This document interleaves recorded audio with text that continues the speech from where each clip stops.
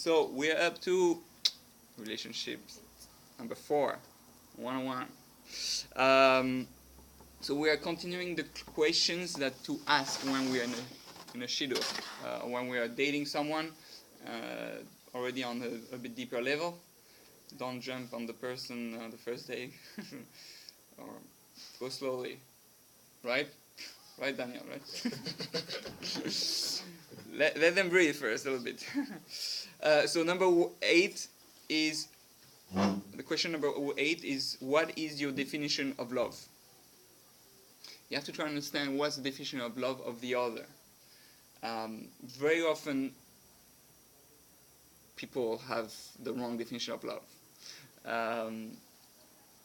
And, we think what's love? We think of the feeling of love. Love is an emotional feeling. It's something you have in your heart, and all of a sudden it comes. And thinking that way, it's very Hollywood style. It's very like in the movies. And it's probably the worst way to look at love. Because what happened if my emotion left? So, right, I'm with that person, and I feel attracted. I feel something. I feel some emotions. Oh, I guess I must be in love. And then a year later, you wake up and you don't feel anything.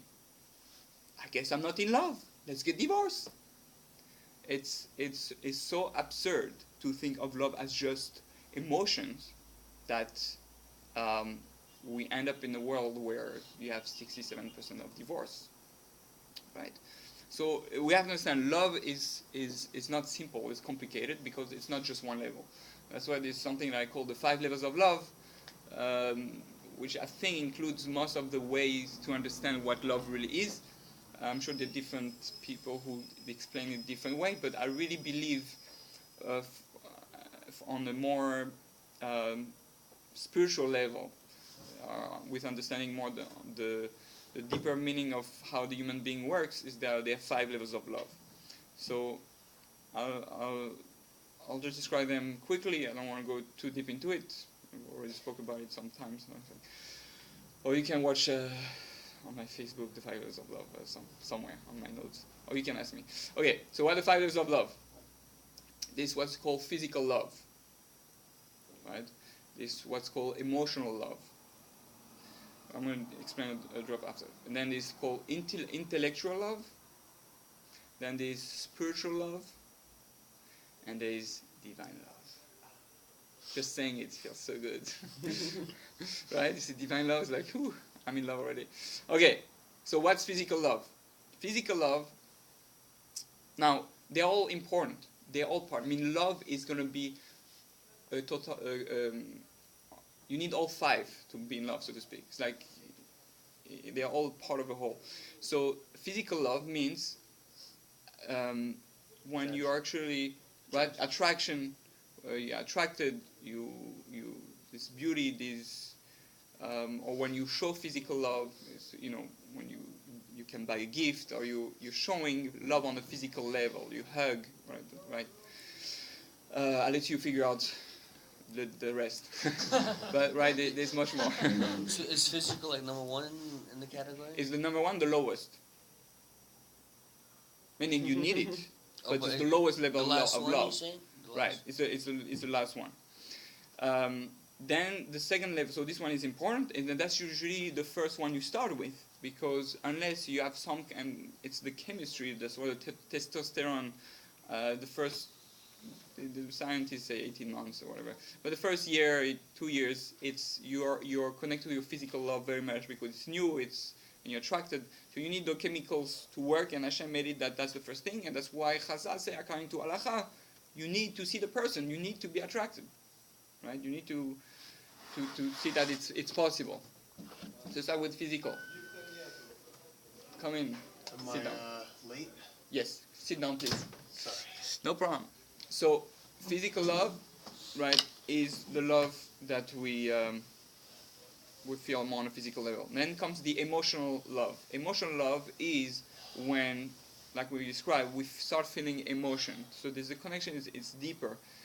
Um, it's not anymore that you are attracted on a physical level. You feel a bond, emotional. Like I'm sure you all experienced that. That you love the person. It's not you're not thinking in your mind, oh, I wish I could hug that person. It's like I feel connected to that person. I feel emotionally pulled toward that person beyond the physical attraction. Then comes the third level, which is intellectual love. So intellectual love is the level of love that you have to be the most careful when choosing your partner. And let me explain why. Because intellectual love means that it's the love that is going to keep you going. It's the love that is going to balance in your relationship. It's the one that's going to keep you fighting the ups and downs. Intellectual love means that you both share a common goal. Hi, how are you? Sorry, No problem. Take a chair. Make yourself at home. You have a coffee in the back. Okay. Yeah. So intellectual love, right? It's like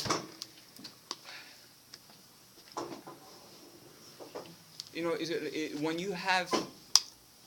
I'll give you an example with the movies. Although I know not everybody watch movies because you're very holy, but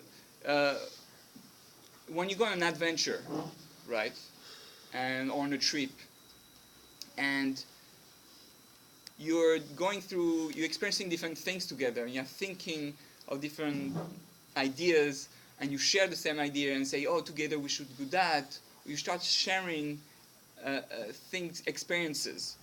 That's called intellectual love. When you are trying to reach a goal, and together you're helping each other, you're giving to each other, and you're creating a connection in order to attain that goal.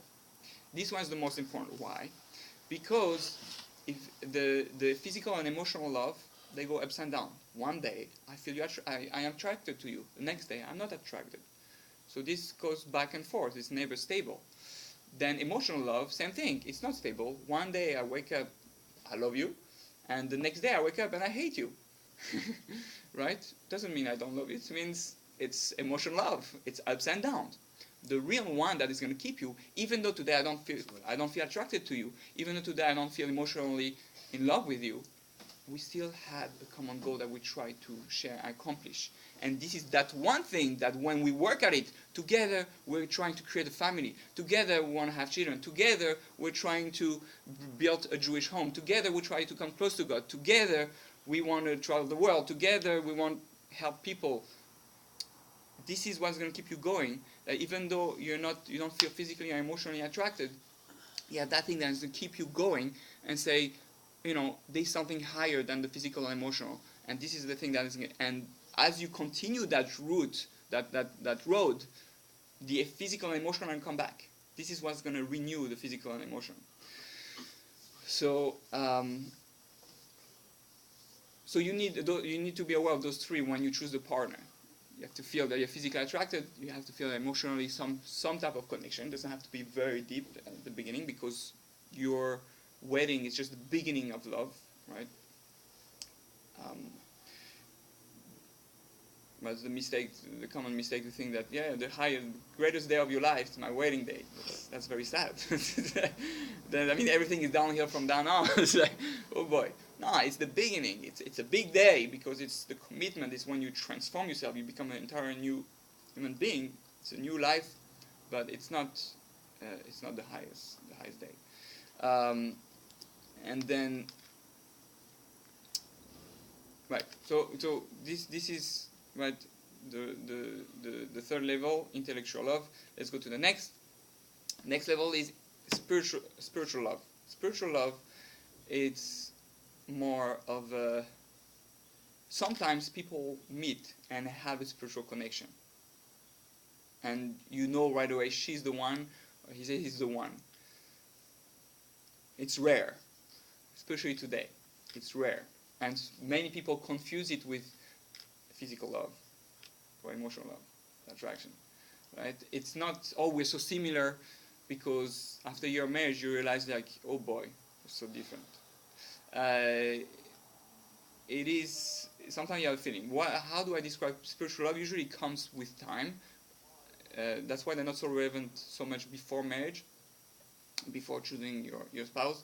It's like, for example, I'm thinking of my wife, and say, oh no, I should call her to say hi, how she's doing. And as I'm about to dial, she's calling, right? That's like, we got connected. We have sometimes that with our parents or people we're really close to. It happens. Or sometimes, I'm singing a song in my head, and my wife literally comes home and singing. She opens the door and she's singing that song. It's like, whoa, we're connected. Spiritual love, right? So you're gonna experience those things, and then it's the concept of being one with Hashem. What's being spiritual? You're gonna know Hashem's will. If you come close to Hashem, you know Hashem's will. Hashem wants us to act a certain way. If you make yourself connect to Hashem, Hashem is gonna. So you're gonna know at that moment what Hashem would have done or say at that moment. That's someone who is really spiritual, almost like a prophet. Ruach HaKodesh would be Ruach HaKodesh. And then the fifth level is what I call divine love. So divine love, it's a very, very high level. I think it's after many years of marriage, probably when we are able to see our spouse as a metaphor for God's presence. And understanding that the relationship I have with my wife is really a metaphor for my relationship with God. So when I speak to my wife, I'm not just speaking to my wife, I'm speaking to the Shekhinah, right? And it's a very deep way to look at it, and in Kabbalah it speaks about it. Obviously, it doesn't mean that your wife is God or your husband is God. No, it doesn't mean that, right? But it means that it's the closest. So I don't like to use tool because our spouse is not a tool, but it's the closest experience of if you really become one with a human being, you can literally experience what it means to be one with God, right? It's really what it is, and we have to understand our spouse as being the closest experience that one can have. All right. Hi, welcome.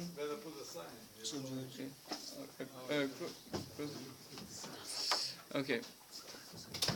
So, next. Okay, we're at those 5 levels of love, and the 3 first are the most important. Before are the ones that you're going to look into it. It's important to know that. You have to ask the person, what is love for you? If the person tells you, it's a feeling, an emotion, you got to discuss. You got to watch Rabbi G's 5 levels of love, because it's dangerous. If you really think that love is just an emotional thing, it's dangerous. It's so dangerous. It's really. I hear all the time, Rabbi, this is famous, Rabbi Rutem always speaks about it, that the person who goes to the doctor and says, Rabbi, we're really in love, and now I fell out of love, so, I want to get divorced. We don't love each other. So, what do you mean you don't love her? Yeah, I fell out of love. I don't feel anymore I love her.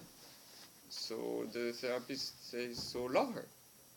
No, but I don't love her. It's gone. So love her. Love is something you make happen. It's not that thing that happens just like that. It's you make it happen. Yes, that means there's an attraction. That's just the lowest level of love. It's meant to first, if we didn't have that little attraction, we'll never marry. Guys understand guys much better, and girls understand girls much better. Right? Guys like to be alone. Enjoy that. Yeah. Anyway, so God created those things, and actually it says in the Gemara, why did God create the sexual pleasure, desire? Because otherwise, men and women will never marry and have children, right? So we have to understand that the different levels, and make sure that when we speak to the other, we understand we're on the same page on what love is, because otherwise we're going to have surprise. And you don't want to have to wait till you go to the therapist to experience that. Okay, number 9. What is the role of the men and the women in marriage? Woo! Well, the man has to put his feet under the table, and she serves him a good meal. No, it's not that, right? Even if you're Sephardi, Wait, so no food? even if you're Sephardi, Try. that's not. Part, not everything, right? And try. Rabbi, Yeah, in my house, my parents are like a team. Baruch Hashem. Are like, yeah, they're a team. And one works to help the other accomplish their goals. That's supposed to work. So then they are, you know, they're general powers. It's not so much about the role of he's supposed to do that, she's supposed to do that. Like you say, it's a team, and each one has to recognize which strengths each one has. So you can ask, what are your strengths? You know, if the wife is a horrible cook, it's okay. No, it's not. Yeah. No, it's not. Yes, it is. Yes, it is. How's It's being that? recorded. Well, tell you. Let him Eh, eh, talk. eh, it is okay because, but you see, because we depending from where we come, there's some guys they don't care about food. I mean, I myself, I don't care what my wife cooks. I'm not. Food for me is not a big thing. For some guys, it's different. Then in each case, you say, you know, apply for shidduch, only good cooks. But then you might be missing. Okay, she might be a horrible cook, but might be the best mother. So what's more important for you, right? And today, Baruch Hashem, How do you know she's gonna be the best mother? If she, that's why you don't have to get to know her. You see how she behaves with kids. And that's why today you have, God made it easier. You press a button, 1 minute, the meal is ready. It's not the same, of course, as a plof barsh or a cholent of stuff. But you need some, you know. But everything has to do with building a team, not a business team, a team where each one is aware of the other one's strength. That's really where the role comes in. Now, there are natural powers that a woman usually has, and natural powers that the man usually has, and which is what we based our, or halakha based, or the minhag are based on, and where we come with what the husband and wife is supposed to do. The general power of the woman is that the woman has the power of communication. She has the power of creating environment, to create boundaries, a safe environment, to create emotional safetiness for the kids, for the husband. She usually is great at cooking also, but not always. It's okay if you don't know how to cook. I used to, when I got married, I used to do the challah. Because my wife challah, we use it as a hammer for and that was okay. Now her challah is world famous. Everybody my kids won't eat any other challah. No, is that my mother's challah? Don't eat it. Now I gave up on my challah now a long time ago already. She became excellent. But there are also things that we don't like. Some women hate cooking. So again, it's you have, when you're looking for the other person, you have to say, okay, what are you great at? If for you it's so important, like you can't imagine not having a meal that comes from the supermarket, and I can only live with a leaf from my wife, then you tell her, are you a good cook? Otherwise, we can't date. And that's it, right? You have to know what's your priorities. But if your priorities are, love, creating an environment for the house, being a good wife, being a good mother, then cooking won't be too relevant. Yeah. I don't think it's a problem if she doesn't know how to cook, as long as she has the. It's not a problem for her. It's she you. wants to learn. You are the problem. Meaning you're it's for you. It's a problem. If for you it's not a problem that she knows how to cook or not, then you don't have to make a big deal. But you have to know for you what's really important. If for you having a home means I have to have a chef, then it won't work. With someone who doesn't hate cooking or doesn't know how to cook, or you have to let her room to get lessons on how to cook if she's willing to, right? Okay, that was the word I wanted. right. So then men, what are men good at? Men are good at protecting. His strength is protecting the wife, to make her feel safe, not just physically, but emotionally, and on her level, intellectually. I mean, she has to make her feel safe, that his best friend, that he's always going to be here. He has the power of meaning bringing out from the world things and bringing it out to his wife, for his wife to build something from it. I want to give, even though it's more graphic, but it's really the way we understand best the relationship between man and woman and his role, right? In general, man has millions of seeds, right? So, and the wife has one egg, one right at a time.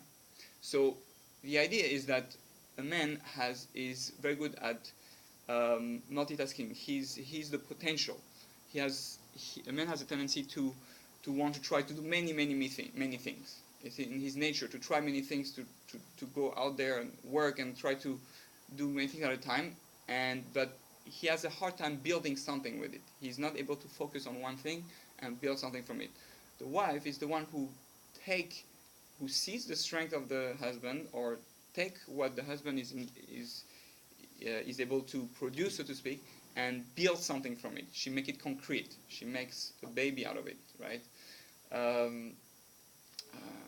It's the reason why men, with the character trait of men, on a more animalistic level, is to look all the times at different girls, right? Because he's thinking infinite possibilities. A woman is not so much interested in many men. A woman is interested into one person building one family, one structure. It's very nice to have a lot of possibilities and potential, but if you don't stop at one place, you're never going to build anything. It's always going to be wasted, right? So that's in when you think a lot of that metaphor, it's more than a metaphor. You understand very much about the role of man and woman. But I want to read you a little bit what the role of man and woman is according to Halakha. So in the Ketubah, the man. Okay, before I say that, very important, and I repeat 1,000 times. At the end of the day, it is man's responsibility, the man, not mankind, the man's responsibility to make his wife happy. The end product has to be that the wife is happy, and it's man's responsibility to make her happy. So we understand, what's my role as a man? To make sure my wife is happy. That's the major role, and you have to and the difficulty is to learn how she works. How do I make her happy? A woman is very complicated, much more complicated than a computer, much more complicated than a Hollywood movie, much more complicated than whatever you're going to study. So never think you understand a woman. There's a book like this woman. Right, exactly. Yeah. Woman, Volume 1. No, it's not like that. You have the book about how do men know about women, and it's only blank pages because he doesn't understand nothing about women. Yes. Well, I read in one internet page, it says things that men should know about women. One of them I just couldn't believe. You can, at the end of the day, you can never win an argument against a woman. Right. Because of the desire for us to make sense. Right. Right. That's what I started with our first classes. If you watch my first class, I speak about men being the brain and the woman being the heart, and how it has to. It's That's two different why languages. being religious. That's why Sarabi's religious. That's right. I like Hashem. her mentality, Yes. at least. All right. All right. So, I want to. So very important, right? At the end of the day, different roles, but at the end of the day, you have to figure out a way how to make her happy. That's your main role. The woman, a woman who is happy, will love you. That's it. Guys, that's the secret. Figure out how to make her happy. If she's happy, she'll love you. That's it. End of discussion. That's really all we have to know. But we're a bit more complicated than that. That's the big picture, and that's the role. Men don't understand that, and man wants to win argument, and man wants to think they're right, Prove that and they're right. we right. Not only say that they're to prove that they're Right, we have to That's prove the it, and when we do that, it doesn't help because at the end you're not gonna make her happy. Well, if So we're it- not right, we have nothing. right. Okay, so in the Ketubah, the man says, "And I proclaim with the help of the Almighty that I will work, honor, feed, sustain, upkeep, respect, and clothe you," I mean the wife, in accordance with the law of Jewish men who work, honor, feed, sustain, upkeep, respect, and clothe their wives in honesty. Right? So,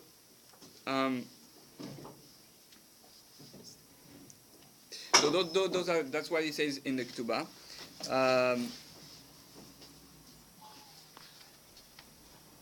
So he has the man's obligation, more in detail. Food, because you have to know what's in the Ketubah. You know, when a lot of people, they, "Oh, Rabbi, get us married," and you sign in the Ketubah, and you have no idea what's in the Ketubah, in the small print. right? In small print, right? Or you don't understand Hebrew, you don't know what's there. So say yes, yes, yes, and at the end, say, "I never agreed to, to do so much." yeah, you agreed, it's written there. Can it be written in English? It can be written in English technically. Well, if you do a chuppah, no, it has to be. There's a special. I mean, if it's the exact wording, there's a way to do it. But you should. Yeah, you have to do it. It's better to do it in Hebrew. To be complete. I don't know if today you can actually. I guess if nobody understands Hebrew, even the rabbis understand Hebrew, then you can. Yeah, it has to be understood. Okay, number one is, so the husband has to do food, right? Now you understand all those things. It's not like, oh, you have to feed her. Those are forms of. Like we say, the man is here to protect her and make her feel safe. For a wife to feel safe, she needs to feel at least that she has the basics, which is food, which is there. Isn't she supposed Well, to? usually, if you don't have food, a roof comes first. I mean, working to a roof. But yeah, food is one of the primary things. If you don't have food, you don't feel safe. Food, clothing. Clothing is very important because it's clothing shows that you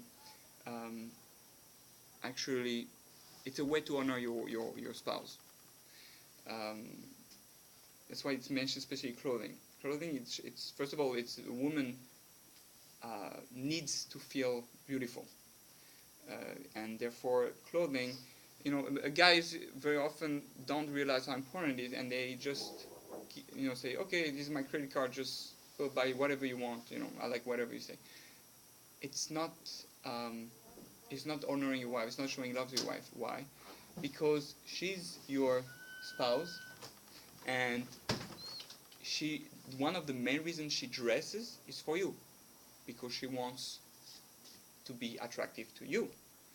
And if you don't do that, and you don't pay attention, and you don't show that you care about how she dresses, then she's going to dress for other men, because she needs to feel attracted, right? So it's important to understand a woman needs to feel wanted, needs to feel beautiful, and that's why a lot of time is spent on how she looks. And that's good, because she has to be beautiful to her husband. But if the husband doesn't pay attention to that, and so one of the best things to do is whenever she goes buy things, you go together. That's a great feeling. And it might take 3 hours for one pair of shoes. It's okay. You get Olam Haba for that. I'm telling you. The greatest Olam Haba you cannot imagine. Spend 3 hours for one pair of shoes, even if at the end she didn't find it.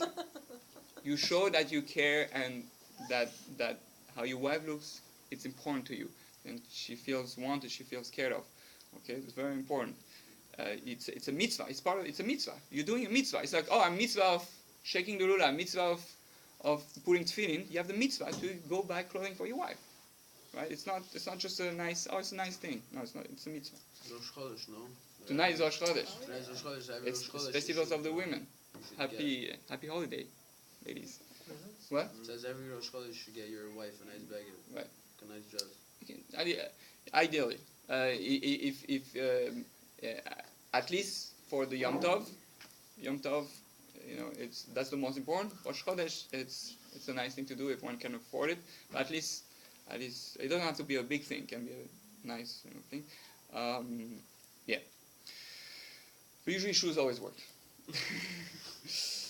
You know why shoes? You know why most women, not all women, but most women are obsessed with shoes? Like Sarah B. Like most women. Yeah, Rabbi is just another one. Because what does the shoe represent? What?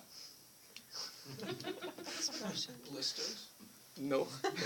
The shoes represents the body part of the human being. Meaning, how do we describe, what did it say, for example, about Moshe Rabbeinu who comes to Hashem on the, he sees the burning bush, and Hashem says, take off your shoe because the place of which you stand is holy. Taking off your shoes means disconnect completely from your physicality. Right? Meaning it says the soul, right? Our soul is much bigger than us. It says the body is to the soul what the shoe is to the body. Okay. Someone like that. Right? Spiritual love right there. So, right? You gotta check what that is. So the shoe, you understand the concept?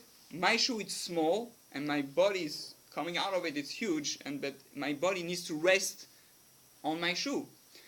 Same thing, my soul is huge, but in order to be active in this world and to go in this world, it needs to be connected to the body. My body is the shoe for my soul, with shoes.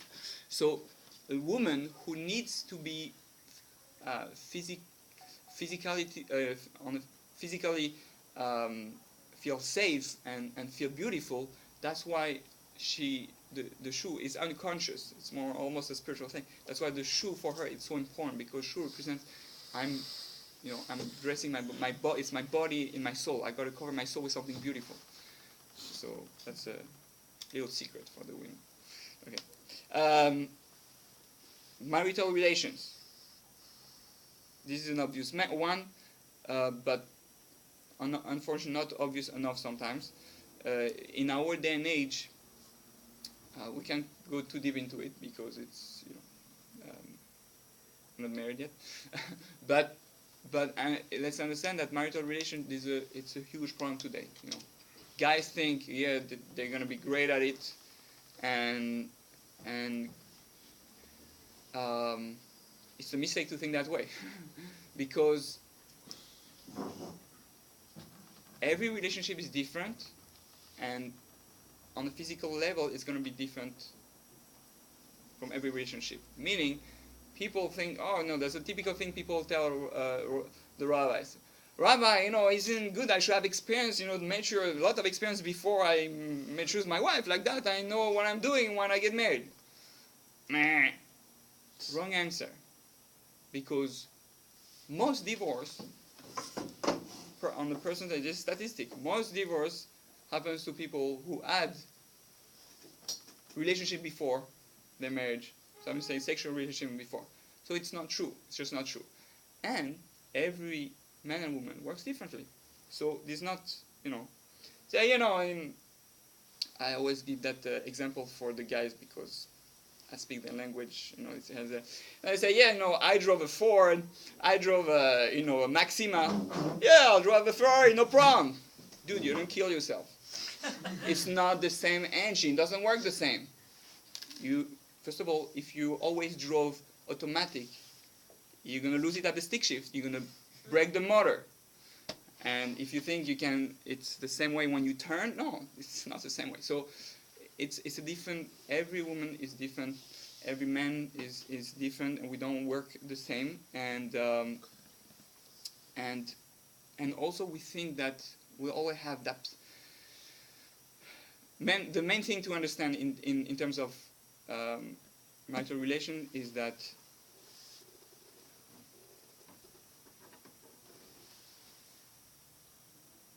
a woman needs to feel emotionally